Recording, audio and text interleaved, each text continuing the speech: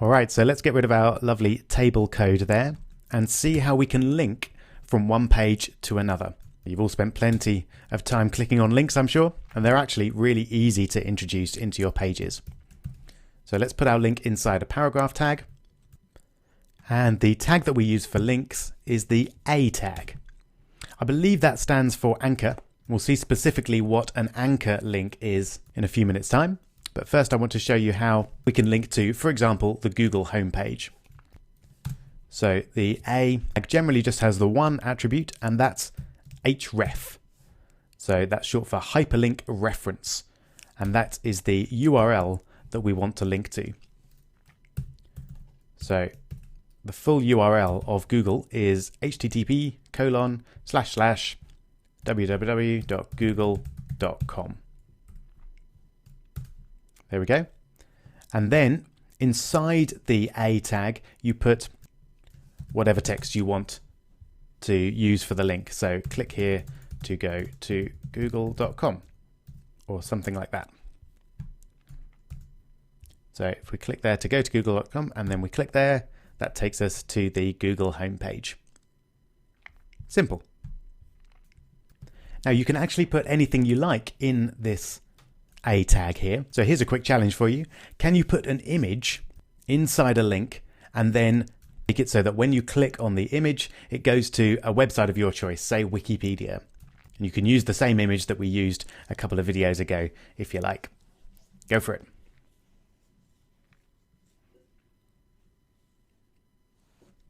All right, I hope you managed that. The way we do it is we set up the link in exactly the same way. So we're going to Wikipedia this time. So we just put wikipedia.com. And then inside the tag for link, we put our image tag. So if you remember, that's img, and then source, src, equals, and then my one was homer.png. There we go. Simple as that. So let's have a look. So we've now got our first link is still there, and there's our lovely Homer image. If we then click on that, it takes us to wikipedia.org. Let's just update that. You can see it redirected nicely, but always good to get the link right in the first place. All right, so that's how we do links to pages on other websites. We can also do links within our website, and they work slightly differently. These are known as absolute links, because no matter where you are on the web, any link that goes to http://www.google.com will go to the same place. But there are things called relative links, which we'll see now, and they can be a little bit easier if you're linking within your website. So they work in exactly the same way, but this time I'm going to link to helloworld.html, which was our first page that we came up with.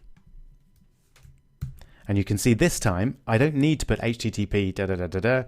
I just put helloworld.html because Hello World is in the same folder and location as the page that we're in at the moment. So if we have a quick look in the Finder, you can see Hello World is there and my web page is there. So if they're in the same place, you can just put a link to them without having to put all the other stuff. Right. And that's really useful because you might move your site to a different domain name for some reason, or you might restructure your site so that things are in a slightly different place to where they were before. And if you do that using relative links, it should not break anything. So I'd recommend using relative links on your own site and then absolute links if you're linking to someone else's site. So let's just check this one out.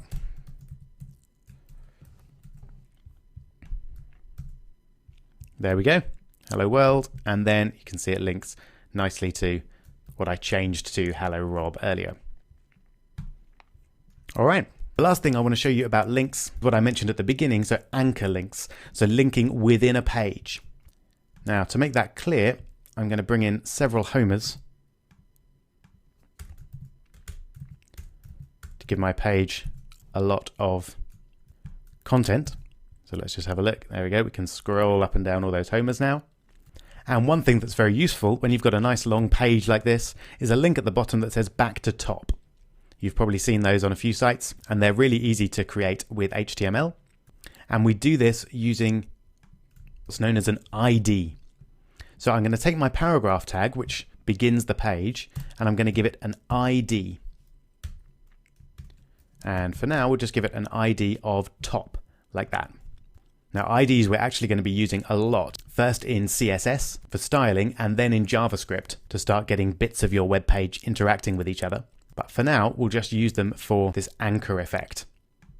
So now that we've got a paragraph tag with an ID, we can add a link at the end of our page, and we use the hash symbol, which on a Mac is Alt-3.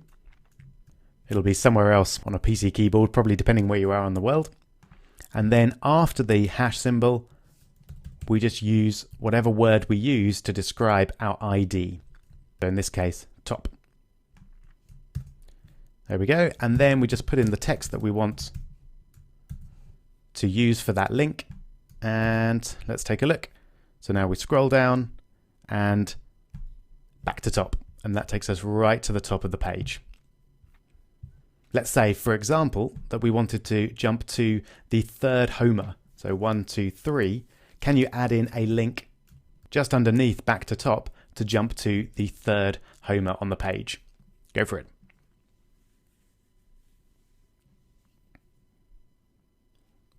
All right, hope you managed that. It's obviously pretty similar to our back to top. We just add in an href again with a hash symbol, and then I'll call it third Homer, like that, and then whatever text you want. So go to third Homer, and then 1, 2, 3. The third Homer is here. So let's give that paragraph tag an ID of third Homer. There we go. Let's have a look. So go to third Homer, then jumps not to the top, but to our third Homer. Fantastic. So we've got 3 types of links there. We've got the absolute links, which take you to a specific page on the web. We've got the relative links, which take you to a page on your website. And then we've got these anchor links, which take you to a different portion of the page that you're currently on. Brilliant. So we're almost at the end of this first HTML section. I've got a big challenge coming up for you. For now, there's one more thing I want to show you, and that is HTML entities. And we'll look at that in the next video.